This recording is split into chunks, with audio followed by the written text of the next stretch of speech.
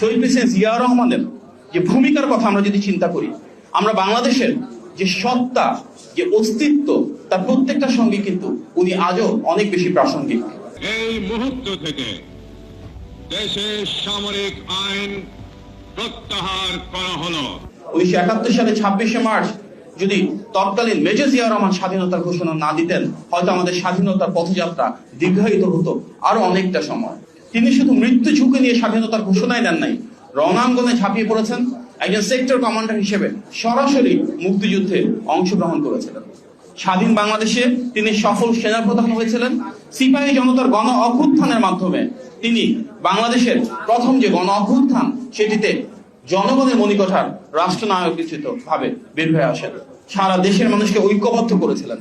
বাংলাদেশের ইতিহাসে প্রথমবারের মতন ভোটের অধিকার প্রতিষ্ঠার মাধ্যমে নির্বাচিত রাষ্ট্রপতি হয়েছিলেন। তিনিই কিন্তু বাংলাদেশের সর্বপ্রথম বহুদলীয় গণতন্ত্র উন্মোচনের মাধ্যমে সকল মত, পদ এবং রাজনীতির মানুষকে এই বাংলাদেশে রাজনীতি করার সুযোগ দিয়েছিলেন।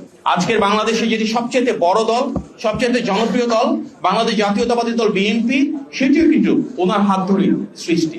বাংলাদেশের ঐক্যের প্রতি যে আদর্শ, বাংলাদেশি জাতীয়তাবাদের আদর্শ, যার অর্থ আমাদের ভিন্ন ধর্ম, বর্ণ, অবস্থান, রাজনৈতিক বিশ্বাস যাই হোক না কেন, এই বাংলাদেশ আমাদের সবার।